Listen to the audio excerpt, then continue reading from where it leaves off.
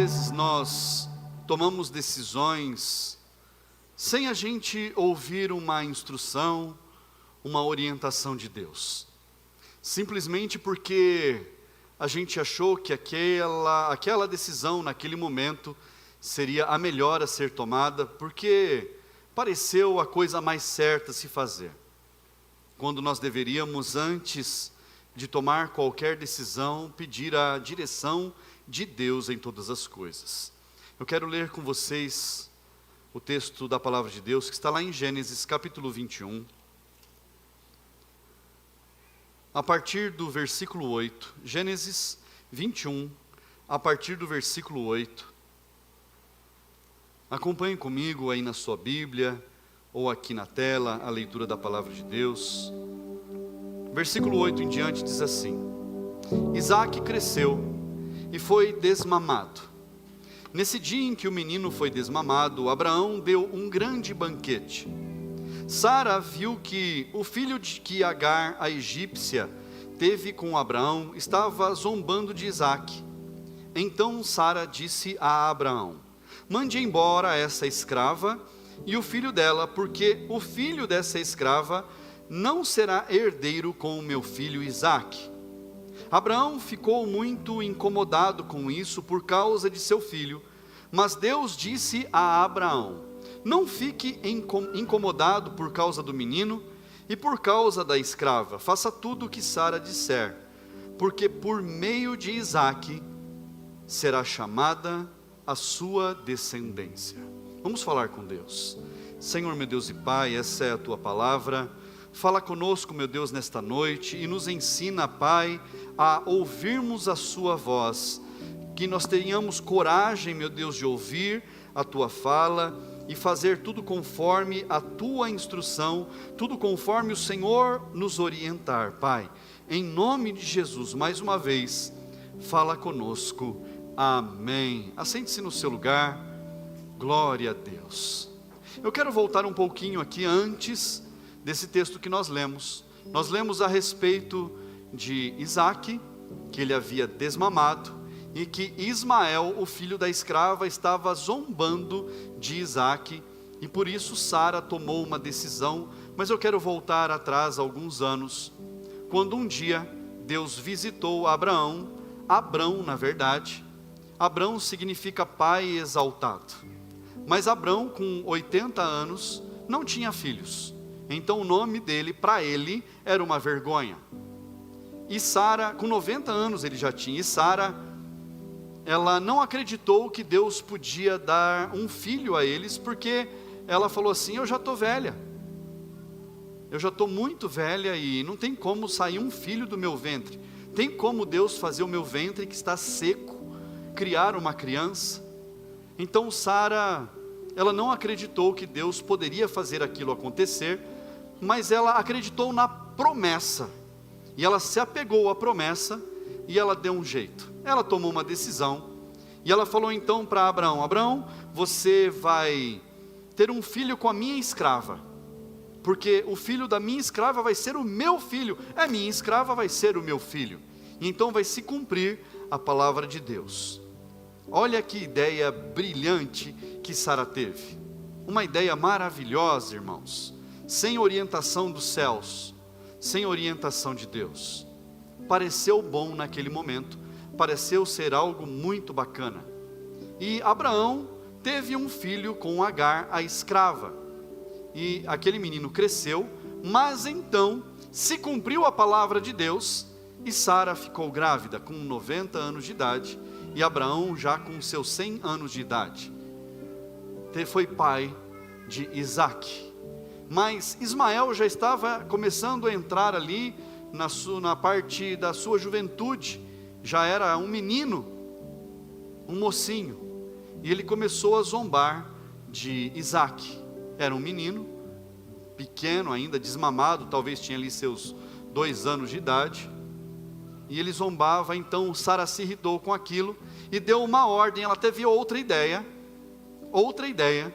e ela falou assim para Abraão: Abraão, manda embora essa mulher e o filho dela, porque eu não quero mais esse problema para eu cuidar.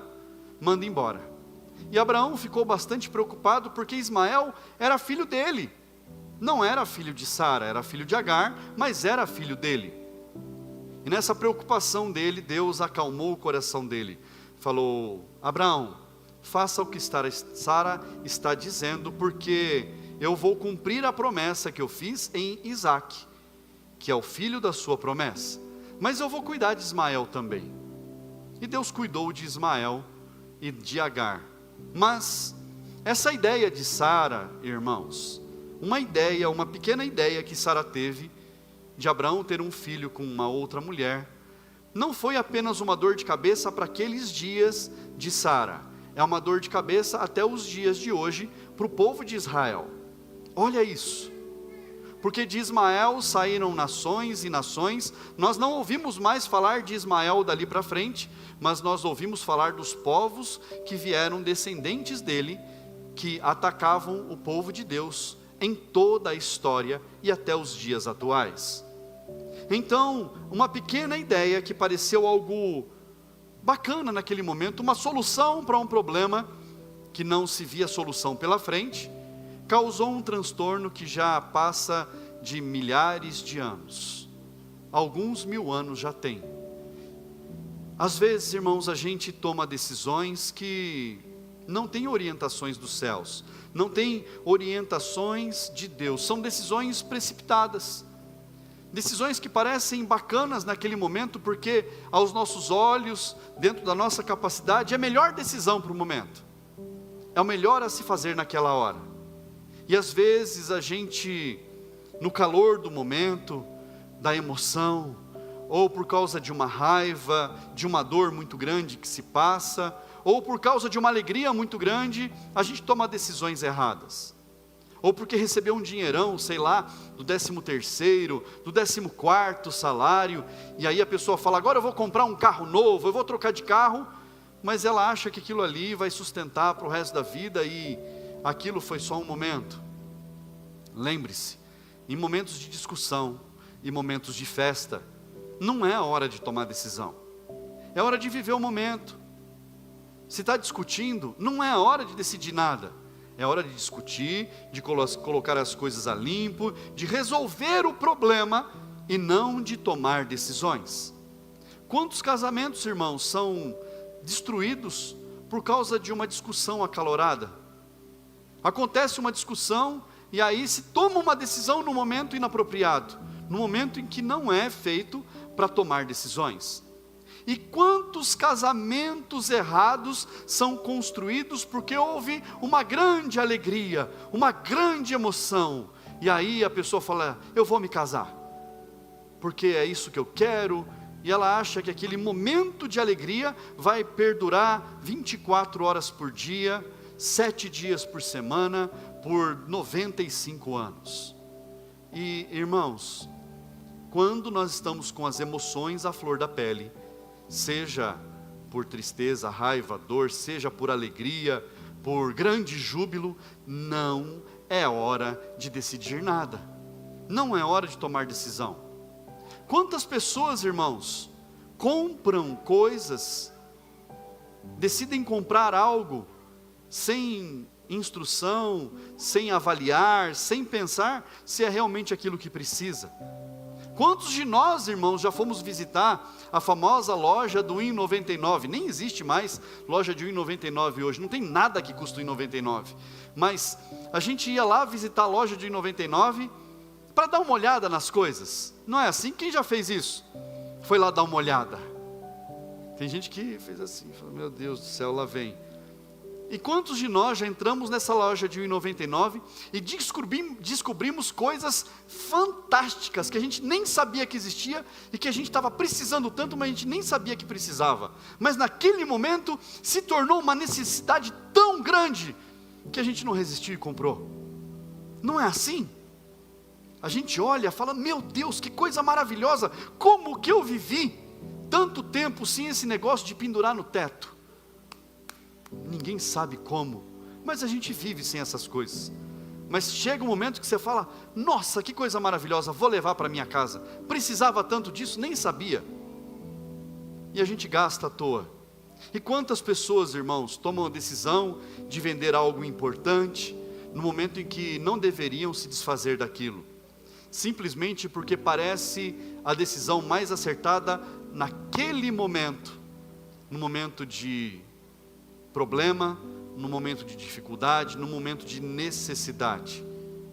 Mas, quando nós colocamos na presença de Deus todas as nossas decisões, as coisas mudam um pouco. Quantos de nós entramos em lugares onde a gente não deveria ir, irmãos? Que Deus não se agradou que a gente estivesse ali, que não era o lugar, nem a hora, nem o momento da gente estar naquele lugar. E quantos de nós às vezes saímos de lugares que Deus havia colocado a gente, mas porque a gente resolveu sair?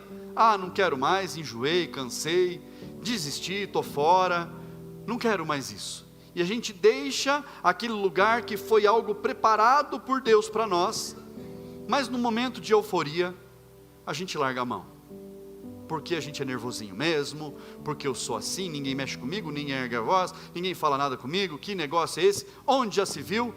Que fique sozinho, que se vire aí, vai ficar precisando de mim? Não, não precisa.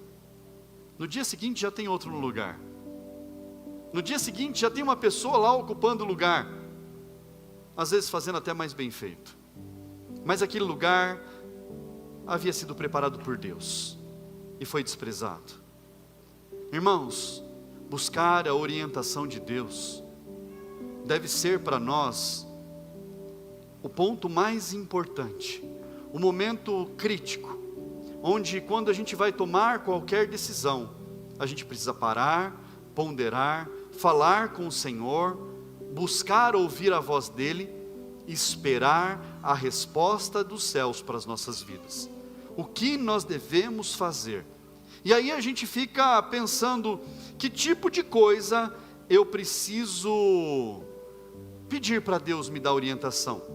Para qual tipo de decisão? Para que tamanho de coisa que eu vou decidir na minha vida, eu preciso orar? Para tudo. Para tudo, irmãos. Devo ir hoje? Não devo? Devo fazer isso? Não devo? Senhor, me orienta, me dá a direção, coloca a paz no meu coração, me dá o discernimento para entender as coisas. Buscar todos os dias, irmãos, todos os dias a direção do alto, para que a gente possa tomar todas as decisões mais acertadas possíveis. E quando a gente erra, puxa vida, ninguém gosta de errar, irmãos, ninguém gosta, nenhum de nós aqui gosta de errar. Mas quando a gente era criança, adolescente, e a gente errava, o que acontecia? Seu pai falava com você assim: filhinho, filhinha, meu docinho, minha docinha, não pode fazer assim, papai não gosta, mamãe acha triste fazer assim. Era assim? Ou era, por que você fez isso de novo? E vá, e tal. Irmãos, eu já apanhei de Havaianas, como é que é o nome daquela outra? Ipanema, Raider. O Raider, irmãos, era um tijolo, aquilo doía a alma. Quem já apanhou de cinta, de qualquer uma dessas coisas? Meu Deus, vocês aprontavam, né? Santo Deus. Que mais que apanhava? Vara de marmelo. Que mais? Fio. Espada de São Jorge, vara de goiabeira. Tinha uns pais criativos, irmãos. Alguém falou hoje de manhã café. Eu falei, como é que apanha com café? É o tijolo do café que joga. Meu Deus, irmãos, o nosso pai, a nossa mãe jogava alguma coisa na nossa direção, você podia correr em zigue-zague, pegava. Irmãos, naquela época já tinha mira laser o negócio, era míssil teleguiado. Mas, irmãos, não foi porque nós apanhamos que nós deixamos de ser pessoas boas, que nós escolhemos fazer coisas erradas na vida. Mas eu quero fazer um parágrafo aqui, eu não estou apoiando bater em filho de forma alguma, longe de mim isso. Eu apanhei quando era criança, apanhava dia sim, entendeu? Imagina a criança como é que era. Então era quase todo dia, irmãos. Mas quando nós aprendemos, e hoje nós aprendemos que nós podemos conversar, que existem formas de nós lidarmos com os nossos filhos que punem mais do que uma surra, uma dor na carne que eles possam sentir. E graças a Deus esse tipo de coisa hoje não existe mais. Mas, por exemplo, seu filho tem algo na mão que é valiosíssimo: celular. Tira um dia, tira uma semana, um mês, 3 meses.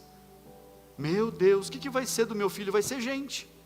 Não vai se perder por causa disso.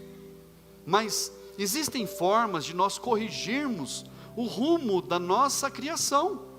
Nós temos ferramentas nas mãos hoje que Deus nos deu, porque nós crescemos, nós amadurecemos. A nossa geração amadureceu, irmãos. Existem outras formas de nós lidarmos com os problemas. Graças a Deus por isso. Senão o mundo estaria destruído hoje, irmãos. Estaria destruído. Mas eu não gosto, meu pai me bateu, minha mãe me bateu. Mas foi seu pai e sua mãe que fizeram o melhor que eles podiam com aquilo que eles tinham na mão deles. Talvez a criação deles foi pior ainda. O meu pai apanhava de serrote. Eu não apanhei de serrote. Já evoluiu, entendeu? Já melhorou a coisa. Então, irmãos, os nossos pais deram para nós o melhor que eles podiam dar, e cabe a nós entregar o melhor que nós podemos entregar. Nós precisamos melhorar sempre, buscar coisas novas, aprender, entender. Mas, irmãos, o pai, ele nos corrige não é porque ele nos odeia, e é o contrário disso. Às vezes a gente olha para os céus e vê Deus como o protetor do Salmo 91, a proteção. Ele é o Deus que nos protege. Às vezes a gente vê Deus como aquele socorro do Salmo 121, socorro bem presente na hora da angústia. A gente vê Deus dessa forma, mas Deus, ele é pai zeloso, pai cuidadoso. E eu quero ler com você, lá na sua Bíblia, está lá em Hebreus capítulo 12, Hebreus capítulo 12,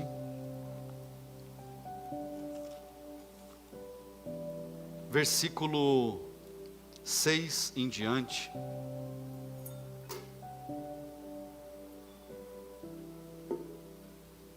Hebreus 12, versículo 6, versículo 4, por favor, volta no 4. Isso, obrigado. Acompanhe comigo. Na luta contra o pecado, vocês ainda não resistiram até o sangue. E vocês não se esqueceram da exortação que lhes é dirigida como a filhos. Filho meu, não despreze a correção que vem do Senhor. Nem desanime quando você é repreendido por Ele, porque o Senhor corrige a quem ama e castiga todo filho a quem aceita. É para a disciplina que vocês perseveram. Deus os trata como filhos. E qual é o filho a quem o pai não corrige?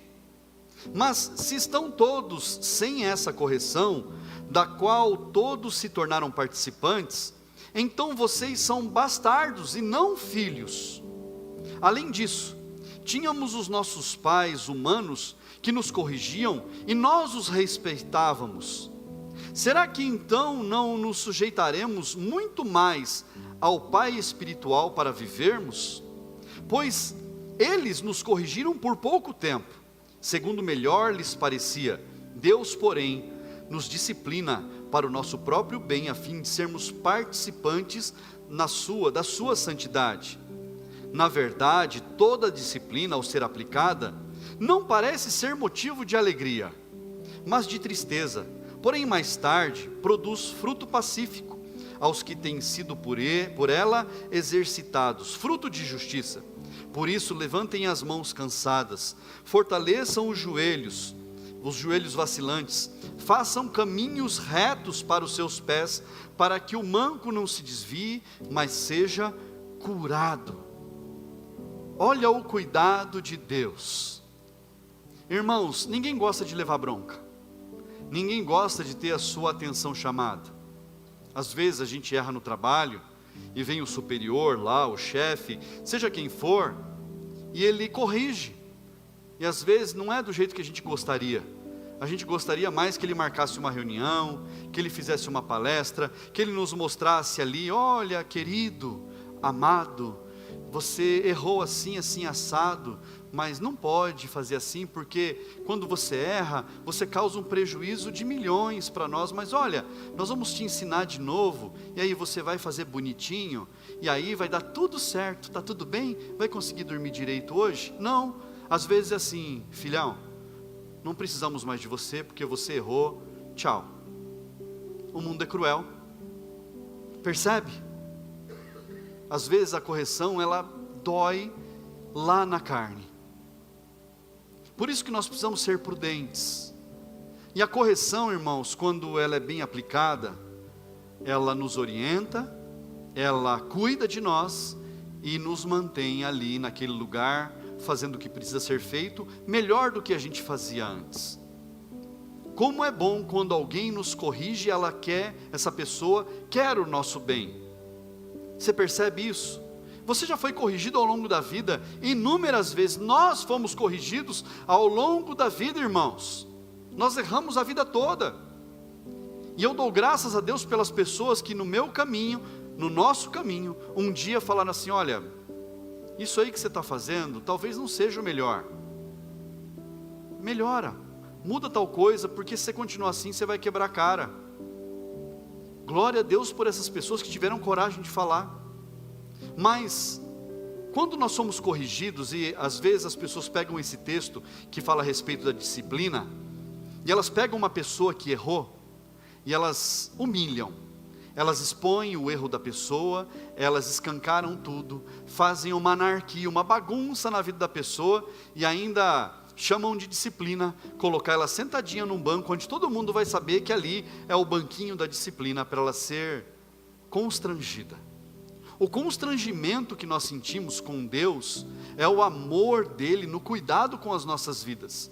E o constrangimento não expõe as nossas falhas, o constrangimento faz com que a gente se sinta amado, ao ponto de a gente falar, meu Deus, como o Senhor é bom, e o seu cuidado tem trazido para mim alegria, e me consertado, e me feito andar melhor, quando outros teriam me abandonado, quando outros teriam me deixado de lado.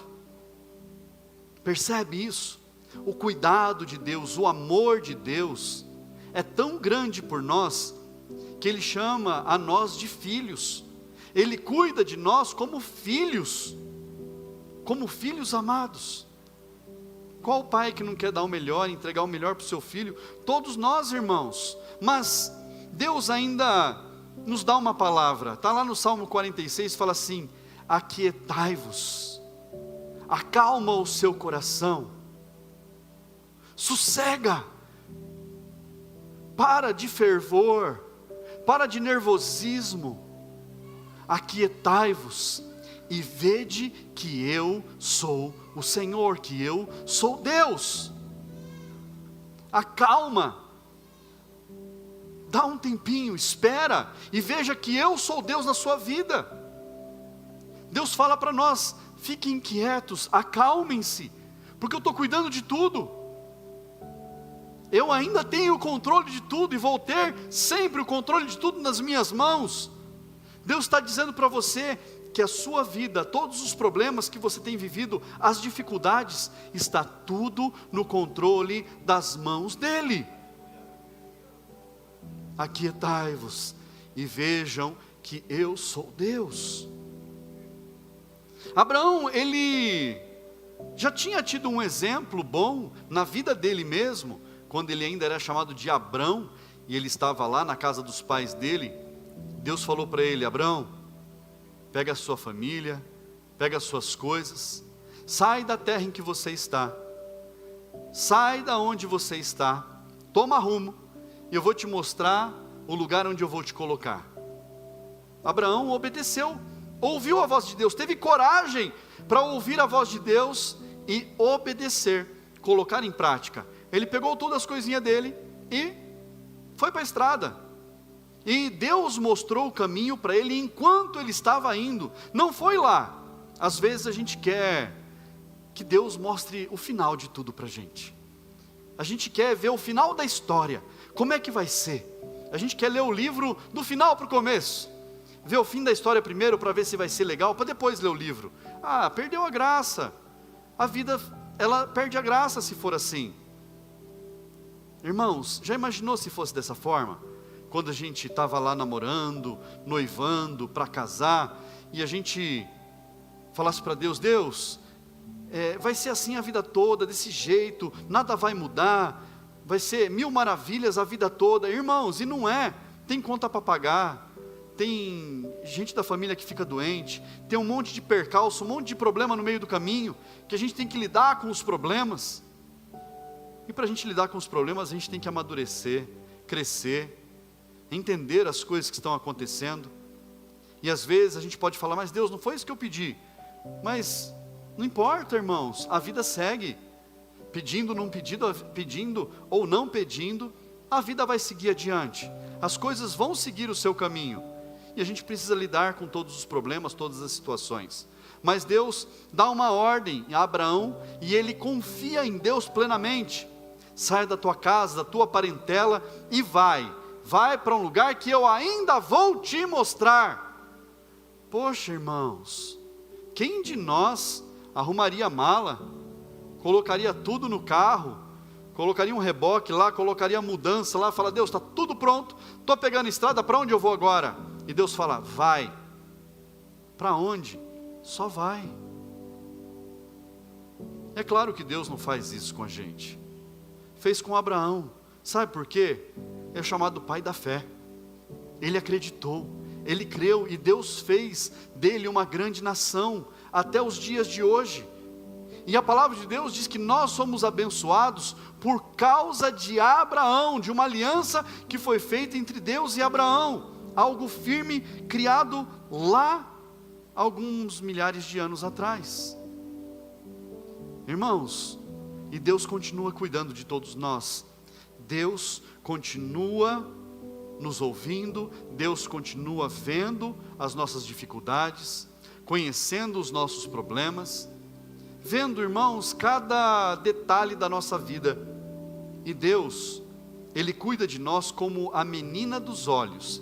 Deus nos chama, os filhos dele, como a menina dos olhos de Deus. O que é a menina dos olhos de Deus? É a íris, essa bolinha do seu olho, que você não consegue nem você mesmo encostar, porque fecha.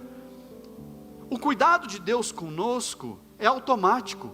Ninguém encosta em nós, irmãos. Ninguém toca nas nossas vidas, porque nós somos cuidados por Deus como a menina dos olhos de Deus. Olha o nível de detalhe do cuidado do Senhor. O Senhor sabe os nossos sonhos impossíveis. O Senhor conhece os grandes sonhos que nós temos. O Senhor sabe do nosso dia a dia. E quantas vezes, irmãos, no nosso dia a dia, a gente deixa passar batido um monte de coisa.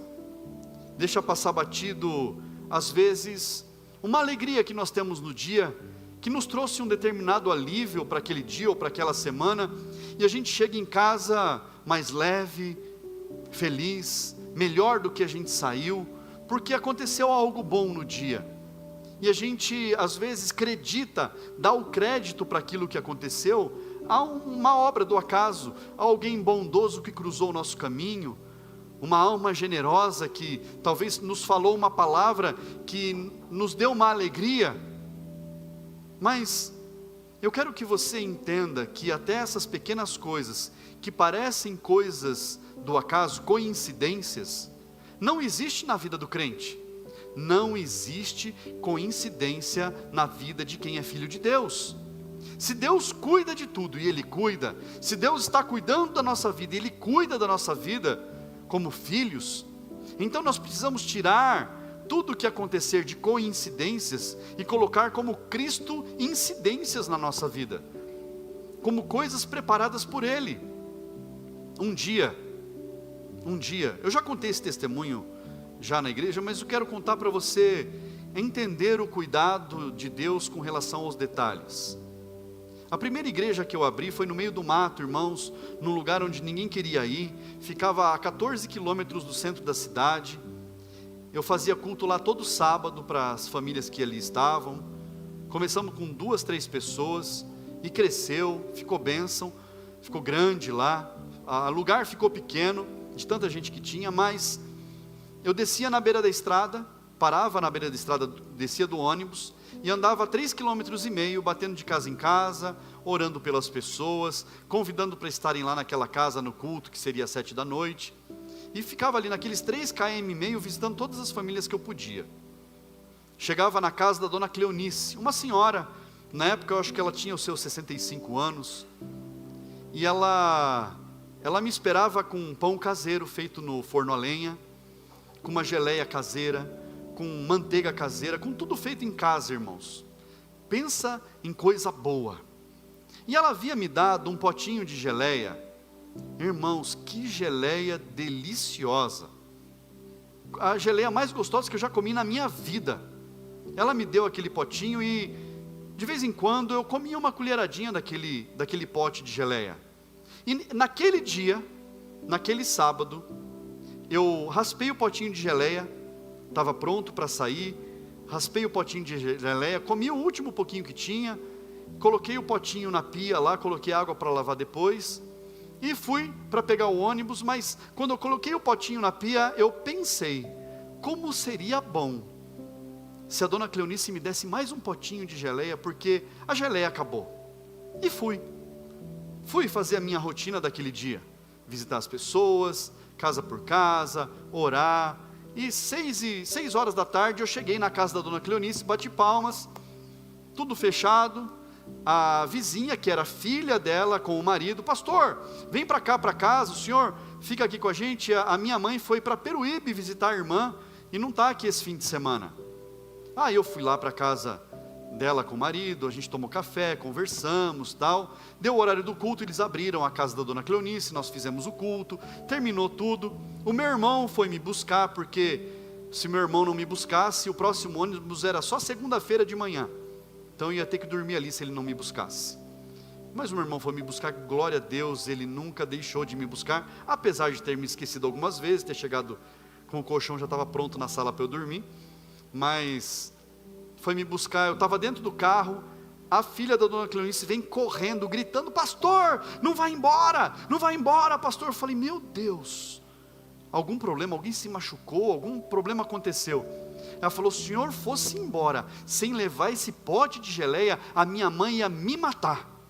Aí eu falei, Fernando, desliga o carro. Aí eu tive que dar o testemunho. Eu não dobrei o meu joelho pedindo para Deus um pote de geleia. Eu não falei, Senhor, Deus da terra, Deus dos céus, que abre os mares, que faz coisas extraordinárias, Senhor, faz a dona Cleonice me dar um pote de geleia. Não, eu só pensei, como seria gostoso ganhar um potinho de geleia de novo da dona Cleonice. Ela foi viajar, mas antes de eu sentir a vontade, Deus já sabia que a minha geleinha ia acabar, e a dona Cleonice já tinha preparado durante a semana. O cuidado de Deus, irmãos, Ele é tão grande, que nós precisamos enxergar Ele, nesses pequenos detalhes, nas pequenas alegrias do dia a dia, nos pequenos livramentos, às vezes numa dorzinha que a gente sente durante o dia, mas que nos traz uma aprendizagem. Nós precisamos enxergar Deus nessas coisas, como filhos de Deus, nós precisamos ver o agir de Deus e o cuidado dEle com as nossas vidas. Ele tem prazer em alegrar o nosso dia. Ele tem prazer em fazer a gente voltar para casa mais leve, melhor. Voltar para casa e levar boas notícias. Levar uma história boa para casa de algo bom que aconteceu no dia. Quantas coisas, irmãos, Deus tem feito e muitas vezes a gente colocou como obra do acaso. Quantas coisas aconteceram na sua vida nesse ano, irmãos, nesse ano, e talvez você tenha falado assim, poxa, que gostoso que isso aconteceu, que bom, e por hábito você falou, graças a Deus, mas você não acreditou de verdade a Ele. Mas eu tenho certeza que Deus continua cuidando de nós. Deus, Ele tem prazer em nos alegrar. Deus tem prazer em trazer alegria para nós todos os dias. Eu quero ler com você Jeremias capítulo 29. versículo 11 e versículo 14, somente.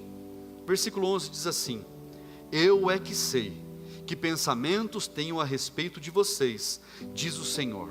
Não são pensamentos, são pensamentos de paz e não de mal, para dar-lhes um futuro e uma esperança. Versículo 14: serei achado por vocês, diz o Senhor, e farei com que mude a sorte de vocês. O Senhor, Ele sabe o que é melhor para nós. Ele vê do alto, Ele sabe todas as coisas, e aquilo que Ele quer nos dar é para que nós possamos ter um futuro e uma esperança. E Ele declara que se nós buscarmos Ele, Ele será achado por nós.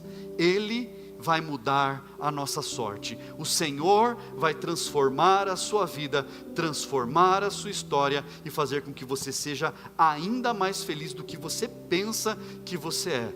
Você vai falar para Deus: Deus, como é bom te servir, como é bom poder estar na tua presença, na tua casa todos os dias, como eu vivi sem isso, eu necessito estar na tua presença todos os dias. Amém, igreja? Vamos falar com Deus. Fique de pé no seu lugar. Eu quero orar com você, mas eu quero pedir algo para você. Antes de eu orar, eu quero pedir que você feche os teus olhos, que você curve a sua cabeça, e você se lembre de coisas que você foi surpreendido, surpreendida, ainda esse ano, não precisa ser antes disso, neste ano de 2026, coisas boas que já aconteceram na sua vida, seja aquelas que parecem tão pequenas, quanto aquelas coisas maiores que te surpreenderam de verdade, e que você talvez não tenha dado o devido valor a quem foi que te entregou, mas você tem a oportunidade de fazer isso agora, de agradecer a Deus por aquilo que Ele fez, por tudo que Ele tem feito. Feche os teus olhos, fale com Deus nesse momento, reconheça as coisas que Ele fez e agradeça.